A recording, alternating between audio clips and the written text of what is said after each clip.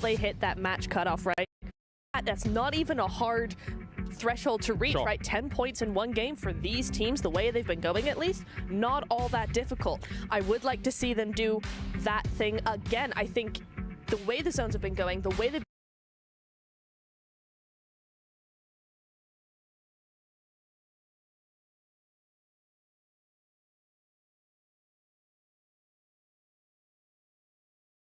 making it and smashing. Honestly, even if we don't see the same zones, the way that this team plays, I was talking with Blank and we've kind of both agree that this team just plays to win. They let everybody else fight it out.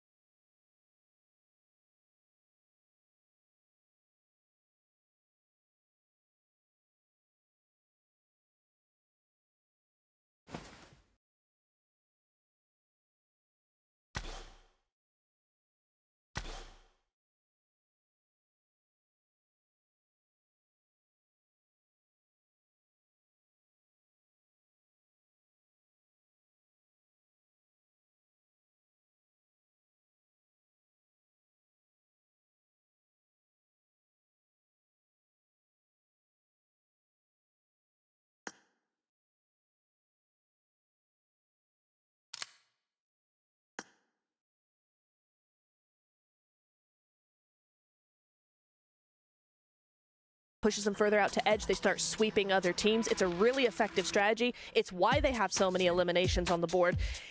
It is a lot more eliminations than placement. Could that end up being a problem for them if they're trying to reach that smash point, if they're trying to get that win? That could be a factor, but the way they've been going, obviously they've done enough to get into second place. They could easily get the win as well.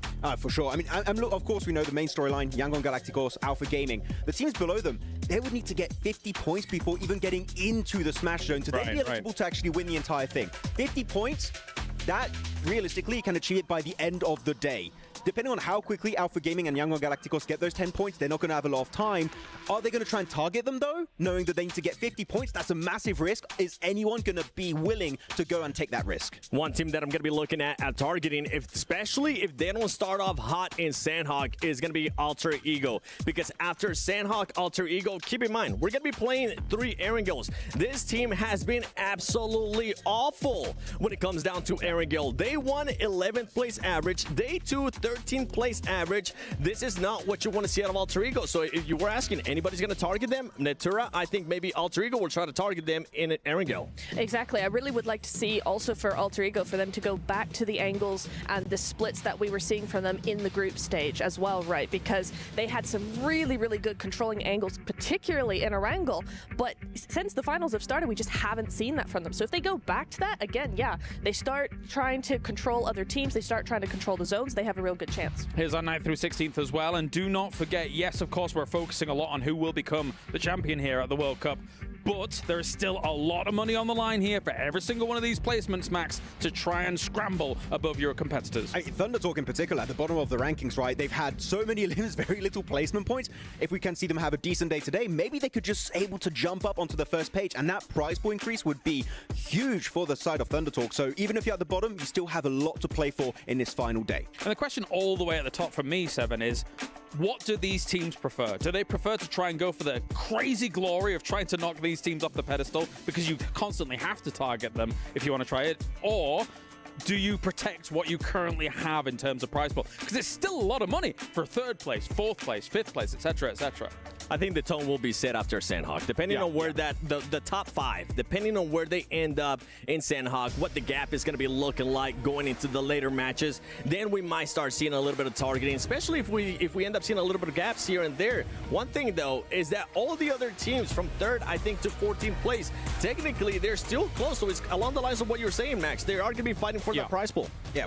Well, this is Jamil Motorsports' arrival here for all of these teams to get ready and good to go. You can see the 10 tension rising here for some of these teams again, especially for those two towards the top. Max, you were saying? No, I was going to say, actually, if we see one of the two top teams actually make it in a Smash Zone in the first game, the entire lobby is going to be an absolute shambles because the tournament could end the very next game. Do you want to try and go for Hail Mary send, hot drop the top team so they can't get the smash? Do you want to try and slow down your main competition just above you? Do you just want to play it safe and get points so you can hopefully get high in the rankings? This is why I love Smash rules so much. It changes the whole dynamic of how your last day really goes down, what the strategy is for these teams. In CSA, it was all over the place, and I think we might have something very similar here for PMWC. And with that, what you're saying is I'm starting to think about Yangon Galacticos. They need to make sure that they actually get within the Smash Zone, Neptura, because if they don't, this is a team, we just mentioned it, they tend to just play their game, they tend to just play for the win, and if for some reason APG is able to cross that Smash Zone, I don't see Yangon Galacticos being aggressive enough to try to hunt down APG. Yeah, I think that they're very they take advantage of the opportunities that they're given, right? And I think they do that very well, but I do see your point as well, where it's like when they're actually confronted in a very aggressive way, like some of these teams are bound to want to do, Yangon might just falter a little bit, and that's a bit of a concern for today. I don't think they're going to falter. Like, look at their graph here. It's so consistently just going up. Every point, they bring in points on the board, every single battleground. And the thing is, because of their wide rotates, they always get into the circle. They always get into that middle to late game section, meaning they're getting a few limbs, a few placement points. 10 points is not even a win. It's like a podium, maybe even a top 5 with a few eliminations. That could be very easily achievable.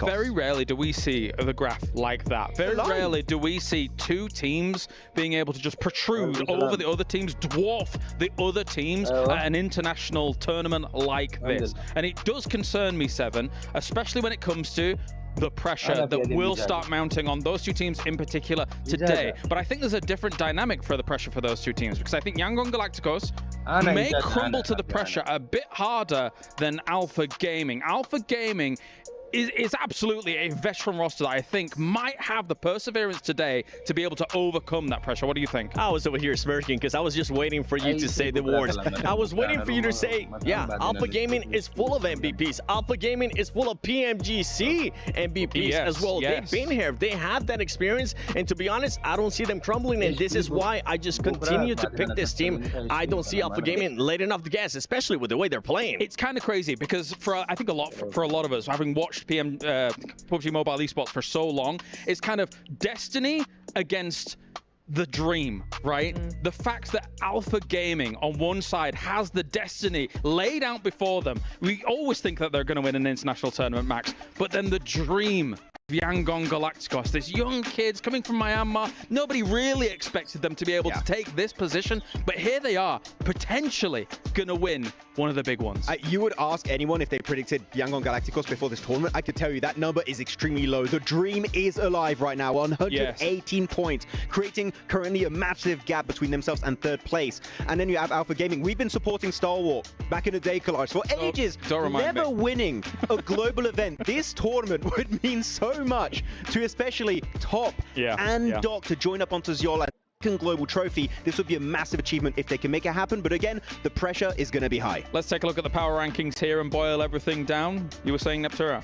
I was indeed saying something that I want to see. I'm curious to see, because Alpha Gaming, right, they played so well, and as A7 mentioned, Top was not on his best form, right? This is a star-studded roster, and if APG win like that, play like that with Top not being his best, if he comes in today at the top of his game, APG are just going to fly through everybody.